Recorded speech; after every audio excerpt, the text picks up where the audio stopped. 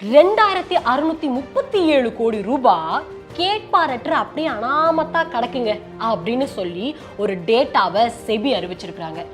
இதுல நம்மளோட பணமும் இருக்கா, அப்படி நம்மளோட பணம் இருக்குன்னு கண்டுபிடிக்கிறது எப்படி, கண்டுபிடிச்சதுக்கு அப்புறமா அந்த பணத்தை எப்படி கிளைம் பண்றது அப்படிங்கறது தான் இந்த வீடியோல சொல்ல போறேன். இது நிச்சயமா நம்ம எல்லாருக்கும் உண்டான பணம், நம்ம சம்பாதிச்ச பணம், கஷ்டப்பட்டு சேர்த்து வச்ச பணம் நமக்கே தெரியாம ஒரு இடத்துல இருக்கு. அது எது அப்படிங்கறத நான் சொல்லிக் கொடுக்க போறேன்.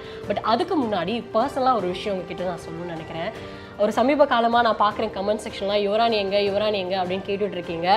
நான் சொல்லணும்ல, ஸோ எனக்கும் உங்களுக்கும் உண்டான பந்தம்ன்றது ரொம்ப பர்சனல். யுவராணி நம்ம வீட்டு பொண்ணுப்பா அப்படிங்கிற மாதிரி தான் நீங்கள் என்னை ரிசீவ் பண்ணி வச்சுருக்கீங்க. அது ரொம்ப சந்தோஷமாக இருக்குது பார்க்கும்போது. எனக்கு கொஞ்சம் ஐ சர்ஜரி பண்ணியிருக்காங்க, கண் ஆப்ரேஷன் நடந்திருக்கு. அதனாலேயே லைட்டு முன்னாடி, கேமரா முன்னாடி ரொம்ப சத்தமாக பேசுகிறதோ, ரொம்ப எனர்ஜி போடுறதோ அதெல்லாம் கூடாது அப்படின்னு சொல்லிட்டு டாக்டர் ரெஸ்ட் எடுக்க சொன்னாங்க. அதனால என்னால் முடிஞ்ச அளவுக்கு ஒரு 4-5 நாள் ரெஸ்ட் எடுத்தேன். பட் எனக்கு உண்டான பொறுப்புன்றது ரொம்ப ஜாஸ்தி. ஏன் அப்படின்னா, யுவராணி இந்த இன்ஃபர்மேஷன் சொல்லுவாங்க, யுவராணிக்கு தெரியும், ஒரு அறிவிப்பு வந்துச்சுன்னா டக்குன்னு வந்து நம்ம கிட்ட தெரிவிச்சிருவாங்க அப்படின்ற ஒரு நம்பிக்கையை நான் உங்ககிட்ட சம்பாதிச்சிருக்கேன் இல்லையா. அந்த நம்பிக்கைக்காகவே கொஞ்சம் இந்த ஒர்க்கை நான் ரொம்ப விரும்பி பண்ணவே ஆரம்பிச்சிட்டேன் அப்படின்னு தான் சொல்லணும். இன்னைக்கு மட்டும் இல்லை, இன்னும் ஃப்யூச்சரில் கூட எந்த ஒரு விஷயமா இருந்தாலும் சரி, எனக்கு என்ன ஆனாலும் பரவாயில்ல அப்படின்றதையும் தாண்டி உங்களுக்கு சரியான சமயத்தில் கரெக்டான செய்தியை கொண்டு போய் சேர்க்கணும் அப்படிங்கிறது தான் எனக்கு ரொம்ப ரொம்ப ஒரு உன்னதமான ஒரு பிடிச்ச ஒரு செயலாக மாறி போச்சு. அதை நான் தொடர்ந்து செஞ்சுக்கிட்டே தான் இருப்பேன். ப்ரே பண்ணிக்கோங்க, என் கண்ணு கொஞ்சம் சீக்கிரமே சரியாயிடணும்னு. உங்களுக்கு தெரியும், ஒரு 30 days கிட்ட வந்து ரெஸ்ட்லாம் எடுக்கணும், எங்கேயும் வெளியில் போகக்கூடாது, வெளிச்சத்தை பார்க்கக்கூடாதுன்னு ரெஸ்ட் எடுப்பேன். அதே சமயத்தில் உங்களுக்கு உண்டான அப்டேட்ஸும் கண்டிப்பான டைமில் கொண்டு வந்து சேர்த்துருவேன். Welcome to பாஸ்வாலா. நான் உங்கள் யுவராணி.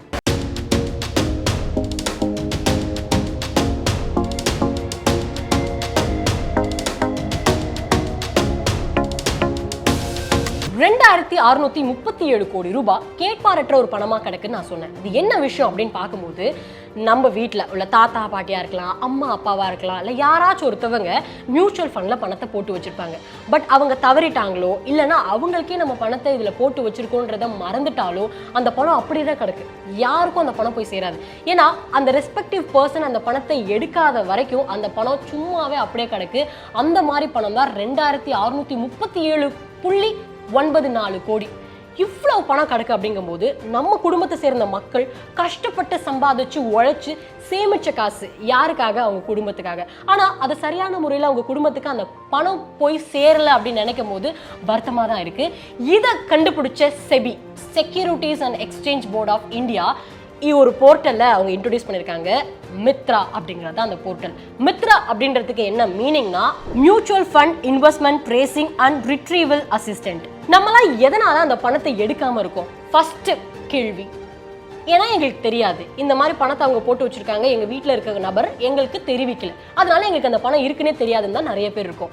இப்போ உங்க வீட்டில் இருக்கக்கூடிய ஆட்கள் பணத்தை சேர்த்து வச்சிருக்காங்களா, மியூச்சுவல் ஃபண்ட்ல போட்டு வச்சிருக்காங்களா, அந்த பணத்தை எப்படி நீங்க எடுக்கலாம் அப்படிங்கிறதுக்கு சிம்பிளிஃபை பண்றதுக்காக தான் இந்த ஒரு திட்டத்தை செபி கொண்டுட்டு வந்திருக்காங்க. அது பேர் தான் மித்ரா.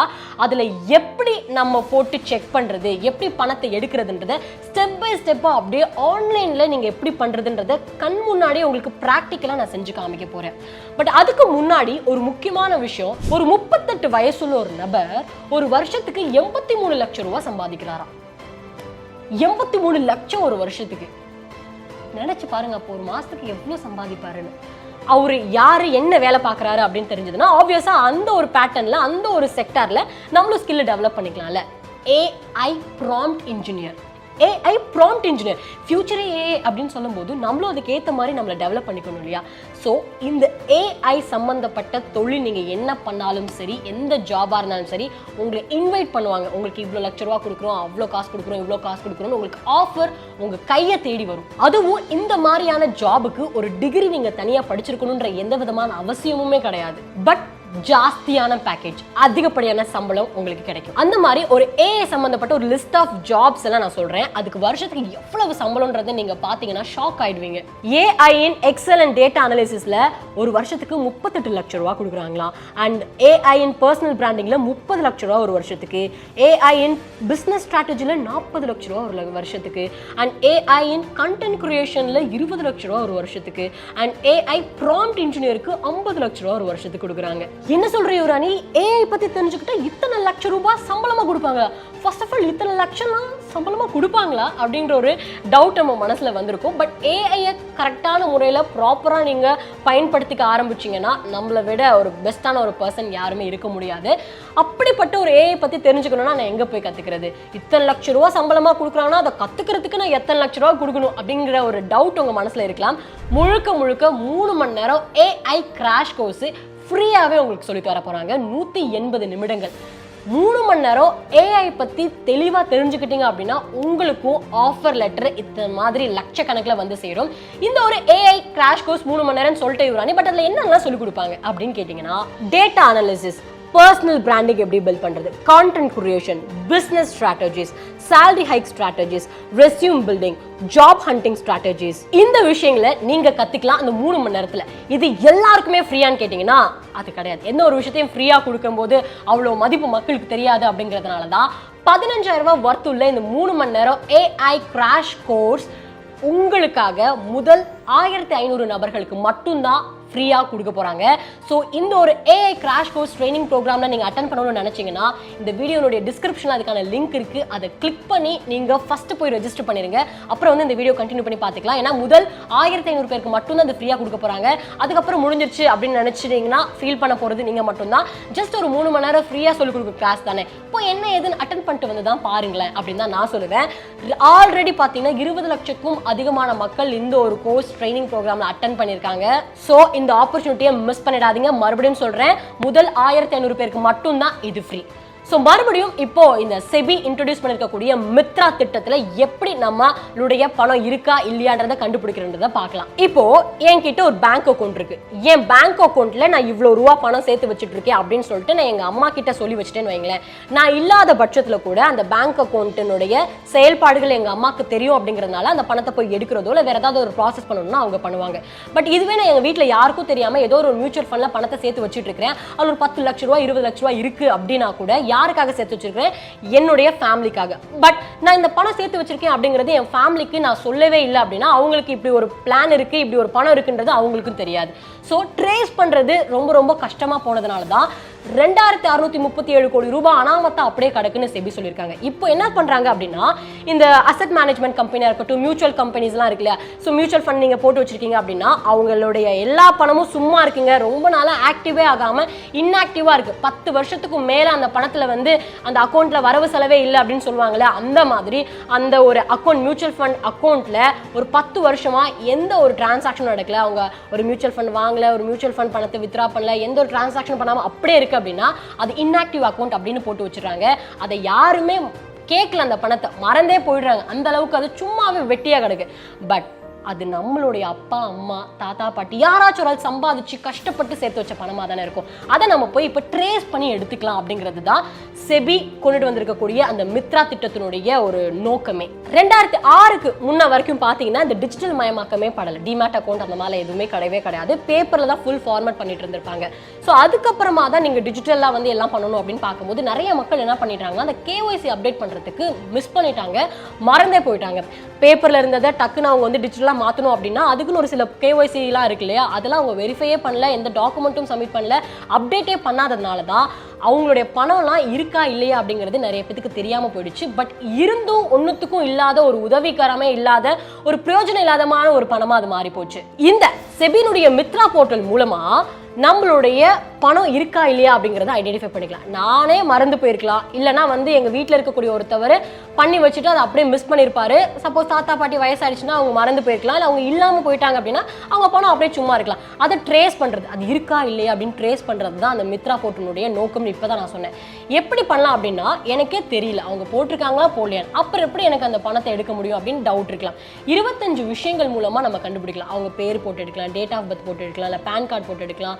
சப்போஸ் உங்களுக்கு அந்த மியூச்சுவல் ஃபண்டோட ஃபோலியோ நம்பர்லாம் தெரியும் அப்படின்னா அதை போட்டு பார்க்கலாம். இல்லை அது கூட தெரியலனா கூட பரவாயில்ல, 25 முறைகள் ஃபாலோ பண்ணி நம்மளுடைய தெரிஞ்சவங்க சொந்தக்காரங்களா இருக்கலாம், பேரண்ட்ஸாக இருக்கலாம், தாத்தா பாட்டியாக இருக்கலாம், யாராவனா இருக்கலாம், அவங்களுடைய பணம் இருக்கா இல்லையா மியூச்சுவல் ஃபண்டில், எவ்வளோ இருக்கு, அது எப்படி எடுக்கிறதுன்றதை நம்ம தெளிவாக தெரிஞ்சுக்கலாம். அதை இப்போ எப்படி பண்றதுன்றத பிராக்டிக்கலா நான் செஞ்சு காட்டுறேன். கூகுள்ல மியூச்சுவல் ஃபண்ட் சென்ட்ரல் அப்படிங்கிற ஒரு வெப்சைட் இருக்கு. அதாவது www.mfsc mfcentral.com அப்படிங்கிற ஒரு வெப்சைட் நீங்க டைப் பண்ணீங்கன்னா இந்த ஒரு பேஜ் வரும். இதுல லாகின் பண்ணணும்.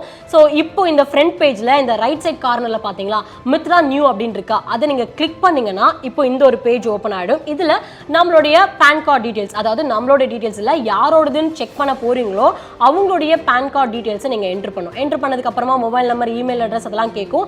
அதெல்லாம் என்டர் பண்ணதுக்கு அப்புறமா ஓடிபி வரும். அந்த ஓடிபியை இப்போ இங்க என்டர் பண்ணணும். அதுக்கப்புறம் ப்ரொஃபைல் இன்ஃபர்மேஷன் அப்படிங்கிற இந்த ஒரு பேஜ் வரும். இதுல பாத்தீங்களா PAN card number, email, mobile number, date of birth, bank account number, address, பேரு, சிட்டி, பின்கோடு, இந்த மாதிரி பல விஷயங்கள் இருக்குல்ல. ஏதாவது ஒன்று போட்டு கூட நீங்கள் எடுக்கலாம். இந்த டேட்டாஸ்லாம் என்ட்ரு பண்ணி கூட உங்களுக்கு தெரிஞ்சவங்களுடைய பணம் இதில் இருக்கா இல்லையா அப்படிங்கிறத நம்ம ஐடென்டிஃபை பண்ணிக்கலாம்.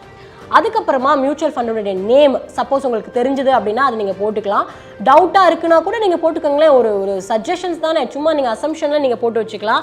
அண்ட் இந்த ஃபோலியோ நம்பரு, செலக்ட் ஏஎம்சி இருக்குது பாருங்களேன். அப்போது கம்பெனிஸ் கூட உங்களுக்கு தெரிஞ்சது அப்படின்னா அந்த கம்பெனிஸ் கூட நீங்கள் போட்டு பார்த்துக்கலாம். நிறைய பேத்துக்கு இது தெரிஞ்சிருக்கும் கம்பெனிஸ்லாம், பட் எவ்வளோ பணம்ன்றது தான் தெரிஞ்சிருக்காது. அதுக்கெலாம் இது ரொம்ப ஹெல்ப்ஃபுல்லாக இருக்கும். ஸோ கம்பெனிஸை செலக்ட் பண்ணி நீங்கள் ப்ரொசீஜர்னு கொடுத்துட்டீங்க அப்படின்னா உங்களுடைய அமௌண்ட் அதில் இருக்கா இல்லையா அப்படிங்கிறது தெளிவாக தெரிஞ்சிடும். இவ்வளோதாங்க, சிம்பிளான ஒரு ப்ராசஸ் தான். இதுக்கப்புறம் என்ன பண்ணணும் அப்படின்னா பணத்தை நம்ம எடுக்கணும். இப்போ பணம் இருக்கா இல்லையா அப்படிங்கிறத கண்டுபிடிச்சாச்சு. பணத்தை கண்டுபிடிச்சதுக்கு அப்புறம் பணத்தை கிளைம் பண்ணுறதுக்கான ப்ராசஸ் அப்படிங்கிறது என்னன்னா, இந்த டாக்குமெண்ட்ஸ்லாம் எடுத்துகிட்டு போயிட்டு இந்த மியூச்சுவல் ஃபண்ட் கம்பெனிஸாக இருக்கட்டும், அப்புறம் கேஃபின் டெக் அப்படின்ற கம்பெனிஸ் இருக்குது, அப்புறம் கேம்ஸ் இருக்குது. ஸோ அங்கெல்லாம் போயிட்டு நீங்கள் சொன்னீங்க அப்படின்னா அதெல்லாம் செக் பண்ணுவாங்க. ப்ரூஃப் எல்லாம் செக் பண்ணி கிராஸ் வெரிஃபை பண்ணதுக்கப்புறம் ஆமாம் இது உங்கள் சொந்தக்காரங்களுடைய பணம் தான், இல்லை உங்களுடைய பணம் தான், உங்க அப்பாவோட பணம் தான், உங்க தாத்தா பாட்டியோட பணம் தான் அப்படின்னு அவங்க வெரிஃபை பண்ணி முடிச்சதுக்கு அப்புறமா அந்த பணம் நம்ம கைக்கு கொடுத்துருவாங்க. சோ இந்த வீடியோல செபி கொண்டுட்டு வந்திருக்கக்கூடிய இந்த மித்ரா அப்படிங்கிற ஒரு திட்டத்தை எப்படி நம்ம பயன்படுத்துறது அண்ட் எப்படி ஸ்டெப் பை ஸ்டெப்பா ப்ராசஸ் தெரிஞ்சுக்கிட்டு நம்மளுடைய பணத்தை இருக்கா இல்லையான்னு கண்டுபிடிச்சதுக்கு அப்புறமா அந்த பணத்தை எப்படி நம்ம கிளைம் பண்ணிக்கிறது அப்படிங்கிற பல ப்ராசஸ் உங்களுக்கு புரிஞ்சிருக்கும். பட் இருந்தாலும் இதை பத்தின ஏதாவது ஒரு சந்தேகம் இருக்கு அப்படின்னா மறக்காம கமெண்ட் செக்ஷன்ல தெரியப்படுத்துங்க. அண்ட் இந்த வீடியோ பிடிச்சிருந்தாலும் கமெண்ட் செக்ஷனில் தெரியப்படுத்துங்க. அண்ட் நான் மறுபடியும் சொல்கிறேன், முன்னாடியே சொல்லியிருந்தேன், எனக்கு கண் ஆப்ரேஷன் பண்ணதுனால தான் அந்த கண்ணாடி போட்டிருக்கேன். கொஞ்சம் சீக்கிரமே சரியாயிடும் நான் நம்புகிறேன். அதுக்கப்புறமா பேக் டு ஃபார்ம் யுவராணியை நீங்கள் பார்ப்பீங்க.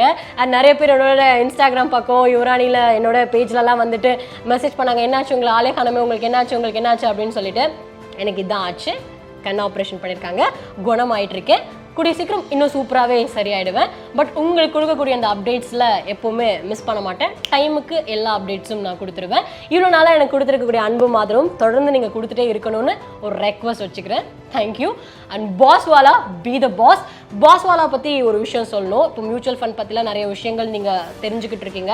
அதை பற்றின கோர்சஸ் கூட எங்களோட பாஸ்வாலாவில் இருக்குது. ஜஸ்ட் பாஸ்வாலா ஆப்பை டவுன்லோட் பண்ணி செக் பண்ணி பாருங்கள். உங்களுக்கு பிடிச்சிருந்தா அந்த கோர்ஸை வாங்கி நிறைய விஷயங்கள் கற்றுக்கோங்க. இந்த ஒரு ஏஐ கிராஷ் கோர்ஸ் ட்ரைனிங் ப்ரோக்ராமில் நீங்கள் அட்டன் பண்ணணும்னு நினைச்சீங்கன்னா இந்த வீடியோனுடைய டிஸ்கிரிப்ஷனில் அதுக்கான லிங்க் இருக்குது. அதை கிளிக் பண்ணி நீங்கள் ஃபஸ்ட்டு போய் ரெஜிஸ்டர் பண்ணிடுங்க. தேங்க்யூ. பாஸ்வாலா be the pass.